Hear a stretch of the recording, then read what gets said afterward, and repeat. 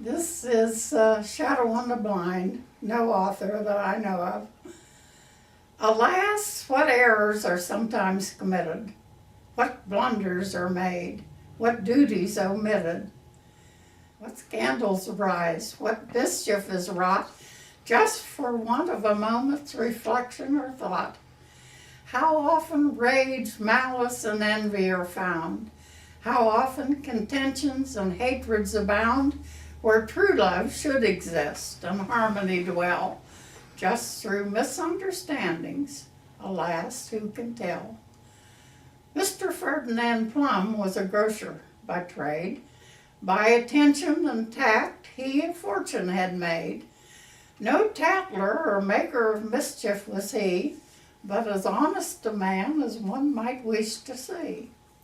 At a chapel close by he was deacon, they say, and his minister lived just over the way. Mr. Plum was retiring to rest one night. He had just undressed and put out the light when he pulled back the blind and peeked from behind. 'Tis the custom of many to do so, you'll find. Glancing aside, he happened to spy the blinds on the opposite side. Oh, fie! Two shadows, each plain, of course he could see. Two people were quarreling, evidently. Well, I never, said Plum as he witnessed the strife. I declare 'tis the minister beating his wife. The minister held a thick stick in his hand, and his wife ran away as he shook the brand. Her shrieks and cries were quite plain to hear. The sound came across most remarkably clear. Now who would have thought that man would have fought and beaten his wife on her shoulders and neck with a great big stick at least 2 inches thick? I'm sure her cries quite filled me with dread. I've a mind to bring this whole thing before the church body, he said. No, I have read a proverb that said, the least said, the soonest mended. And so Mr. Plum's mild soliloquy ended. But alas, Mr. Plum's daughter, Miss Jane, saw the whole of the thing and could not refrain from telling Miss Spot. And Miss Spot told again, of course in strict confidence, what the pastor had done. The news spread abroad and soon reached the ear of the parson himself, who traced it, I hear, to its author, Miss Jane. Miss Jane did not deny, but at the same time made lead to defy that the parson could prove she had uttered a lie. A church meeting was called. Mr. Plum made a speech. He said, "One moment, I beseech. What my daughter has said is most certainly true, for I saw the act on the same evening too.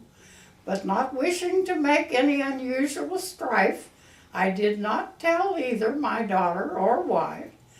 But, of course, as Miss Jane saw the whole of the act, I think it but right to attest to the fact.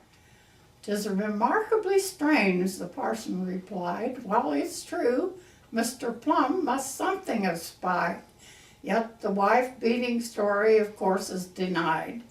And in that I can say I am greatly belied." While he ponders and tries to recall any scene that could ever give rise to so monstrous a charge, just then his wife cries, "I have it, my love. Don't you remember the night I had such a terrible, horrible fright? We both were retiring that evening to rest. I was seated, my dear, but partly undressed, when a nasty large rat ran close to my feet. My screaming was heard, I suppose, in the street. You picked up the poker and raced round the room, at last hit the rat, and so sealed his doom. Our shadows, my love, must have played on the blind, and that is a mystery solved, you will find. Don't believe every tale that is handed about. We all have enough faults and real failings without being bothered by those of which there is doubt.